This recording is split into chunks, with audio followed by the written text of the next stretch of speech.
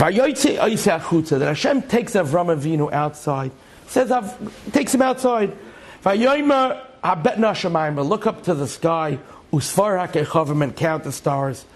And then before anything else, the pasuk says, Im tucha lisper oisam, can you count the stars? Of course you can't count the stars.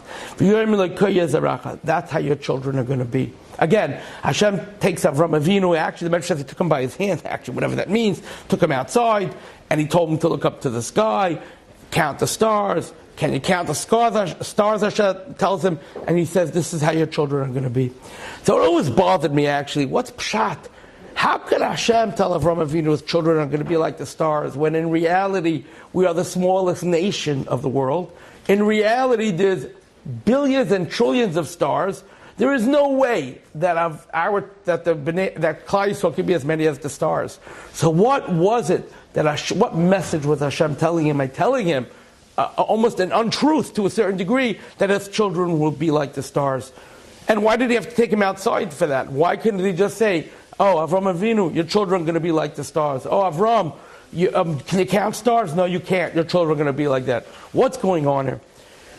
So I saw, again, an unbelievable thing, that when Hashem told Avram Avinu to go outside, Hashem was testing him actually.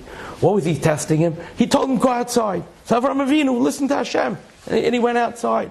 Hashem said, look up to the sky. So Avram strained himself, looked up to the sky. He can't see. What can he see already? How many stars can he see already? And Hashem told him, count the stars. And what did Avram Avinu? He proceeded to count the stars. He didn't question Hashem. He didn't ask Hashem. He proceeded to count the stars, which are impossible to see, most of them, and impossible to count because of that. But Avram Avinu attempted to do it because Hashem told him to do it. Therefore Hashem said, I took you outside. I told you to count the stars. You didn't question, you proceeded to count until I stopped you.